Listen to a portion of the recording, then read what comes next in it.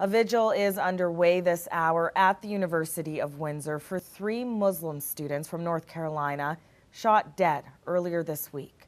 CBC's Haleem spent the day at the university to find out how similar-age Muslim students here are feeling about it in the wake of these high-profile homicides. Allahu Akbar. The bodies of 3 Muslim university students were laid to rest today in Raleigh, North Carolina.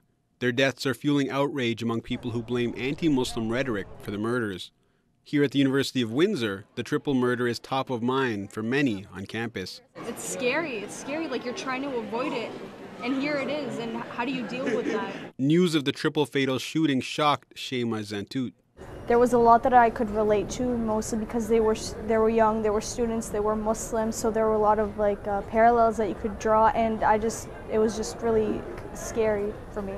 The 20-year-old says incidents like the Chapel Hill homicides add to her feeling of insecurity. Whenever these kinds of things happen, I can't help but feel as a young Muslim student that, something might happen to me, and I shouldn't have to feel that way. I shouldn't have to feel safe in my own home, in my hometown, in my home country. Farah Al-Hajj first heard the news through social media. I was in a lot of shock that how could 3 innocent lives be taken over something so small? At the same time, what were they taken because it was over the parking dispute, or was it a hate crime? Police are trying to determine whether hate played any role.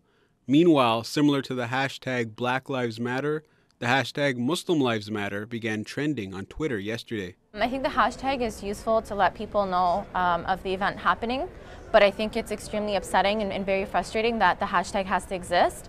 Do people really have to hashtag Muslim Lives Matter? I think all lives matter. She's planned a vigil here at the university for the Chapel Hill shooting victims.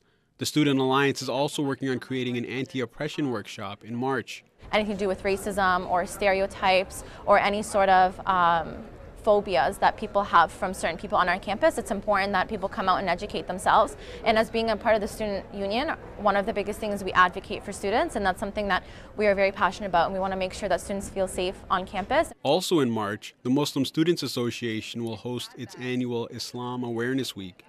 Aadel, Haleem, CBC News, Windsor.